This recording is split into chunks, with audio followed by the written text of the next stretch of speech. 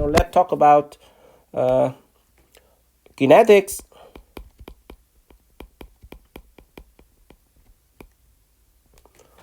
So as you can see in kinematics, we study the geometry of the motion, not about the forces, but that is all about kinetics. So basically, for kinetics, we analysis of forces causing motion.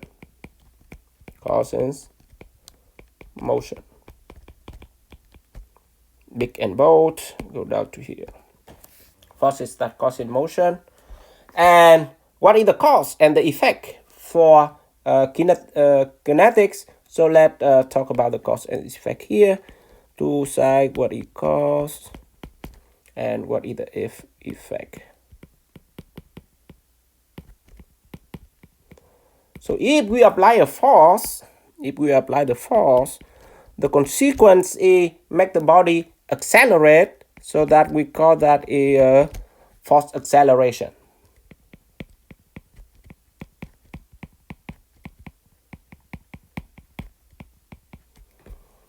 If we create a work,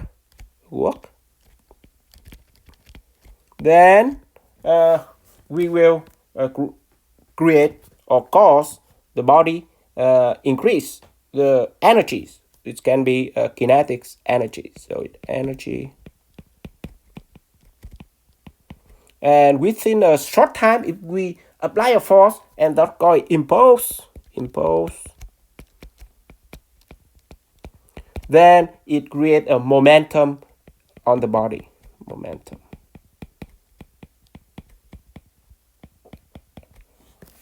So those are the three cause and effect that we are going to study for the remaining of this semester. The first one is force acceleration. We will cover in the next 3 lessons. So it's about a week, and then quick work energy, another 3 lessons, and impulse momentum in another 3 lessons.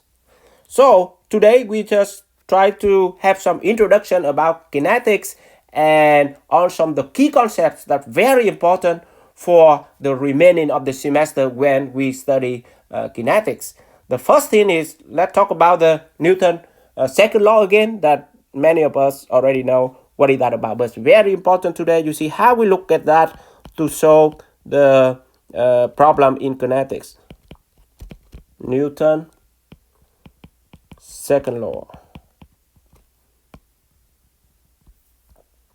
So it's no surprise we have the equation. If we apply a force in a body or particle, we create acceleration, and the relationship is F equal to ma. But as you already studied in the rigid body kinematics, the acceleration is point properties. Now we have to specify which point. So basically, F equal to ma now is not enough. We need to specify a point, and that point G. You may know what is G, the center of mass. Make sense? So that for the rigid body, we need to specify which point for acceleration, because point A acceleration is a point property. So this case is the center of mass. So let's define what is HE. HE, basically a linear acceleration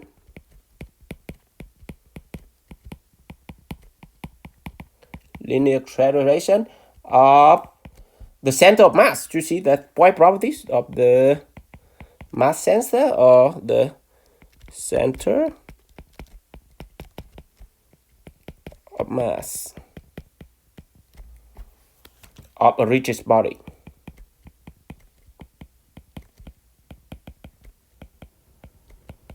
So that is HE. And a mass, everyone already know what is that about, right? So this is a mass.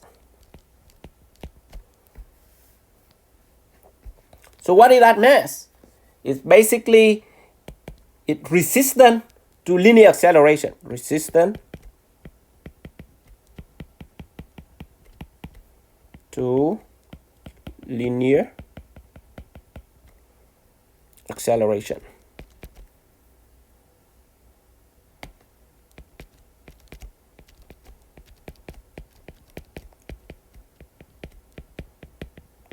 Resistance to linear acceleration. So the two concepts, HE, linear acceleration, and M is resistance. That's the key point here. Why resistance?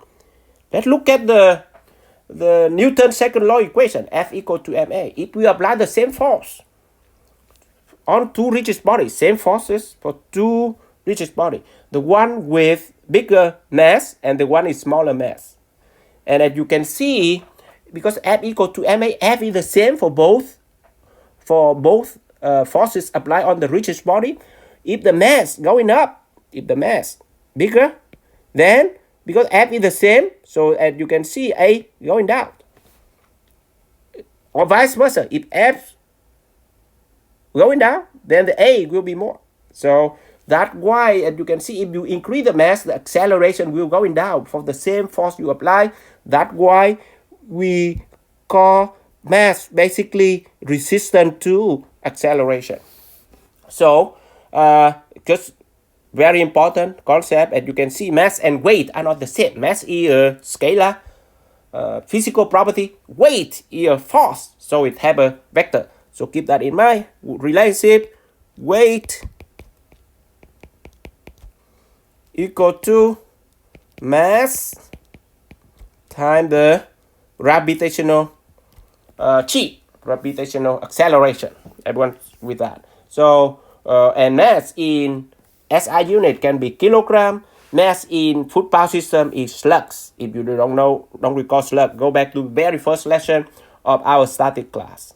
Okay. So with that, let's move on to the topic that also Newton second laws, but in rotation. As you can see here, we talk about the F equal to ma for the linear motion, translation, etc. What if the body in Rafa or the body in GPM, which include both translation and rotation about fixed axis? So let's talk about the Newton's second law in the scenarios of the rotational motion. So equation of rotational motion.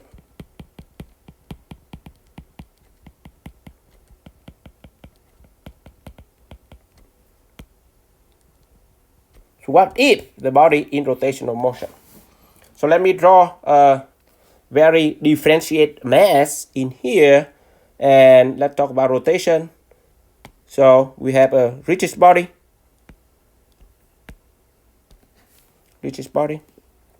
and rotation about point or fixed axis, a very small mass, differentiate mass, and then we apply the force. And if you recall, we can have broken down the force. If it rotation, for example, if it rotation that,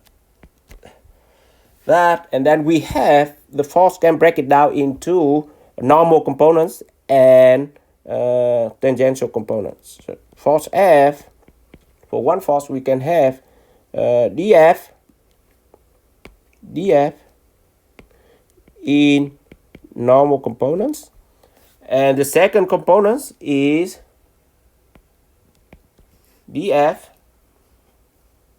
in tangential components. And when the force applied in that very small differentiate mass here, it causes motion. So on the other side, we have the motion, force that causes motion.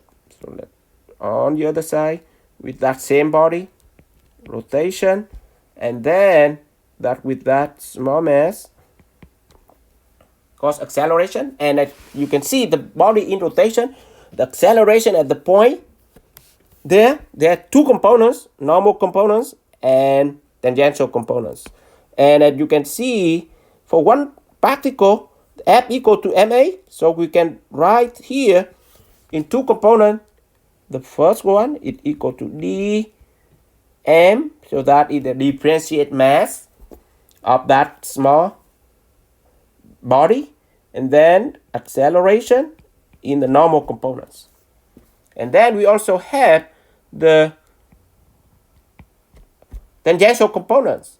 And dm, the mass, F equal to ma, you know. So a tangential component. And then at will be consistent with the alpha. So as you can see, the alpha, if at go to that way, the alpha will be clockwise. And F equal to ma, so we can make that e cosine in here.